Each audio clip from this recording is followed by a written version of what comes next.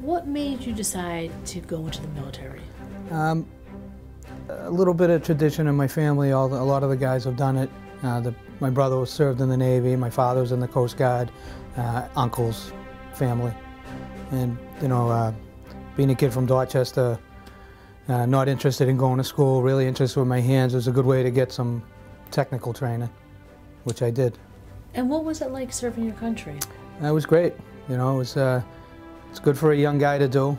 I wouldn't recommend it to any older guys, but whoever is interested in it should do it. But it's definitely a young man's game. Long hours, short pay, a lot of time away from home, but worth every bit of it. What was the hardest part?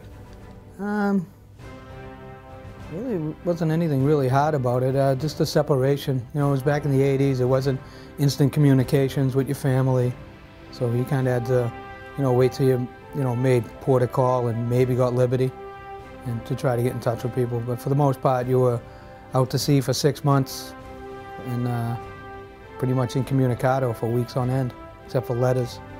Is there anything that's really memorable that stands out that you would never forget? Just, working on the aircraft carrier, working with a great bunch of guys, a lot of the training I got, and, being on the front line for America. Did you see combat? Not so much combat. I was an airplane mechanic, but, they spend their money wisely, and we did a lot of operations back in that time. What was it like? How did you feel when you look back at your career in the military? Is there pride? What is it that you feel about serving? Definitely a lot of pride. I belong to a AMVETS post in Dorchester, the John P. McCann.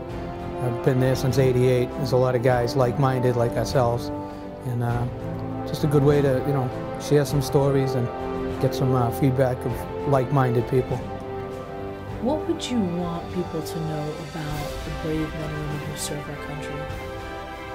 Just give them all the support you can, because they're out there for us, and they're always going to be there for us. They're all volunteers, and they're doing it for us.